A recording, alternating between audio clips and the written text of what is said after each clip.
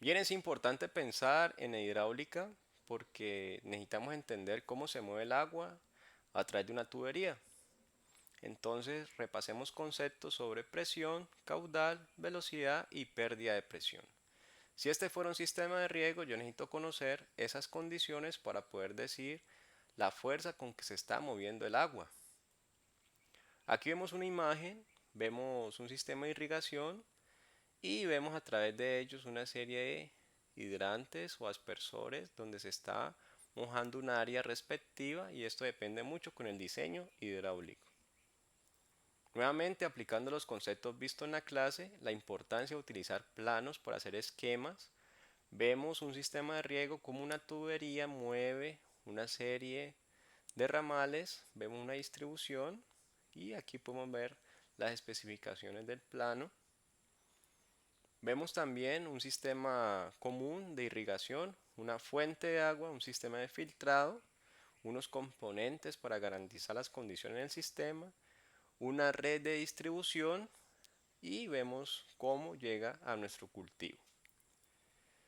Repasemos algunas unidades, recordemos siempre la velocidad, el caudal, la presión y la potencia. Las unidades de distancia sobre tiempo, unidades de volumen sobre tiempo, unidades de presión y unidades de potencia. Entonces, enfocándonos en el tema de la presión en los sistemas de irrigación, podemos medirla en sistema métrico o en sistema inglés. Tenemos en el sistema inglés libra sobre pulgada cuadrado o PSI. También podemos hacer algunas equivalencias, kilogramos sobre centímetro cuadrado a una atmósfera, a 1,013 bares, a 10,33 metros de columna de agua y 14,7 PSI. En esta imagen podemos apreciar un manómetro, donde se está reportando la medición de una presión en un sistema de irrigación. Vamos a enfocar la clase en tres puntos. El primer punto es el cálculo del diámetro de la tubería, el segundo es el teorema de continuidad y el tercero son pérdidas de presión o energía en la línea piezométrica. Entonces, partiendo del concepto que el caudal lo puedo estimar a partir de este sistema, que el caudal es igual a la velocidad por el área y el caudal es igual al volumen sobre tiempo. Entonces, si yo tengo la velocidad y tengo el área de la sección, yo puedo establecer caudal. Aquí vemos las respectivas unidades. Y si yo tengo también aquí el volumen en un determinado tiempo, puedo entonces establecer el caudal. Vamos a hacer un ejercicio práctico. Necesito colocar agua para llenar un tanque de 1000 litros. Aquí tengo un volumen, no es caudal, simplemente el volumen, en un tiempo de 30 minutos. Entonces el caudal viene siendo volumen sobre tiempo. Ahora me están preguntando cuál sería el diámetro de tubería recomendado que mueve el agua para cada tanque. Un mismo diámetro para todas las tuberías. Utilizar velocidad a la salida de una bomba de 1,5 metros sobre segundo. Entonces, aplicando esta fórmula, ¿qué tenemos? Tenemos una relación de caudal, volumen sobre tiempo, volumen 1000 litros y el tiempo de 30 minutos. Aplicamos la fórmula, tenemos litros sobre minutos, serían 1000 litros. Y los 30 minutos los convierto a segundos y me quedaría 0,55 litros por segundo. Este sería mi caudal. Ahora, ¿cuál sería el diámetro de tubería por donde necesito mover esta cantidad de agua? Entonces vuelvo nuevamente a mi sistema. El caudal es igual a velocidad por el área. El área no la conocemos, pero sí conocemos la velocidad, que la podemos obtener de la literatura.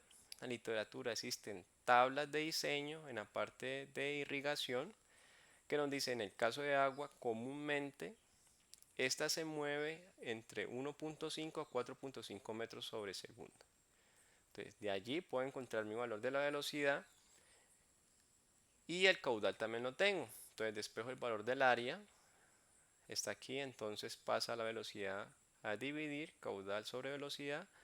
Al aplicar mis valores me quedaría un área de 0,00037 metros cuadrados.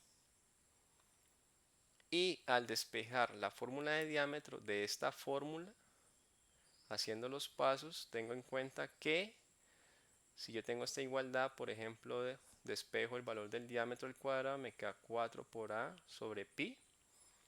Al elevar la raíz del diámetro al cuadrado se me cancela el exponente al cuadrado y me quedaría entonces el diámetro es igual a 4 por a sobre pi raíz de eso. Entonces yo tengo diámetros igual a 0,021 metros que equivalen a 0,85 pulgadas. Pero en una ferretería no podría ir a pedir un diámetro de 0,85 pulgadas. Tendría que mirar un diámetro comercial. Para eso existen algunas tablas donde yo puedo saber cuál sería esa medida en pulgadas. Y yo tengo entonces que el valor que más se acerca a lo comercial es una pulgada. Entonces, por ejemplo, yo miro que 55,64 no es un diámetro comercial, pero aquí tengo, por ejemplo, una pulgada. Eso sería un valor.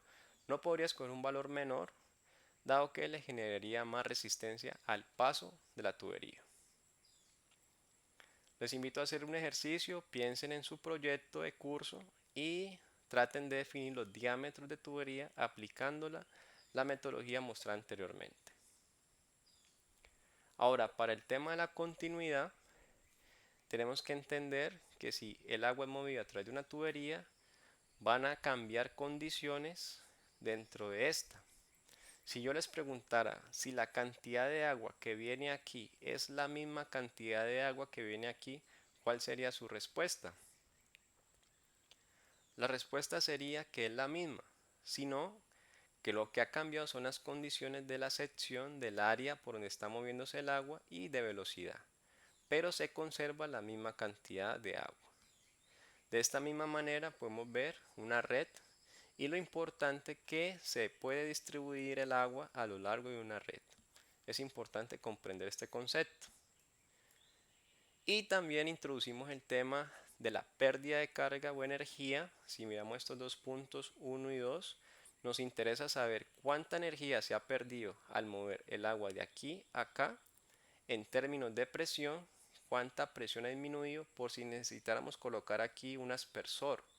Entonces en este punto con menor presión que se perdió por mover el agua por aquí por una fricción con la tubería, tendríamos entonces aquí una presión de operación. Si por ejemplo la presión fuera muy bajita, aquí colocáramos un aspersor no funcionaría. Entonces necesitamos garantizar una energía en el punto 2 y para eso planteamos este sistema con la energía a nivel del terreno que viene dado por Z, la energía de presión y la energía de velocidad. En la componente 1. En la componente 2 tenemos la energía a nivel del terreno, la energía de presión, la energía de velocidad y nos aparece este concepto de HF que son las pérdidas. Entonces tenemos la línea piezométrica que es la energía de presión y la línea de energía respectivamente. Esto se denomina pérdida de carga. Es cuánto se ha perdido de este punto a este punto en términos de energía. Pero recordemos de que el caudal sigue siendo el mismo. Ahora entendamos esta parte de pérdida de presión. Si tenemos, por ejemplo, tenemos un movimiento del agua a través de una tubería, ella puede ir perdiendo presión cada vez que va pasando por la tubería. Miremos, si hay una restricción al paso del agua, va a ir perdiendo fuerza hasta llegar a un punto de interés. Entonces en el ejemplo dice 100 psi, pasa a 75 psi y finalmente en 50 psi. Puede decir que perdió la mitad de energía cuando pasó por este sistema. Es importante ese concepto. Algunas fórmulas de contexto para entender el cálculo de pérdidas de energía. Principalmente tienen en cuenta coeficientes de pérdida, longitud de la tubería, diámetro de la tubería, velocidad, el caudal. Estas fórmulas están dadas para el diseño y hay muchos elementos para poder seleccionar una de ellas y poder calcular. Son fórmulas que nos ayudan en nuestros diseños. Pueden revisar cada una de ellas dependiendo del tipo de material que se utilice y para establecer cálculos. También algunas fórmulas para pérdidas puntuales, singulares, por ejemplo en algunas uniones, codos o en accesorios específicos que ya se representa por esta fórmula. Entonces entendamos que en los sistemas de irrigación son sistemas compuestos, son sistemas complejos que debemos especificar cuál es la función de cada uno de ellos a lo largo de una red. También es muy importante que revisen los manuales, hay información técnica muy buena, precisa para poder diseñar.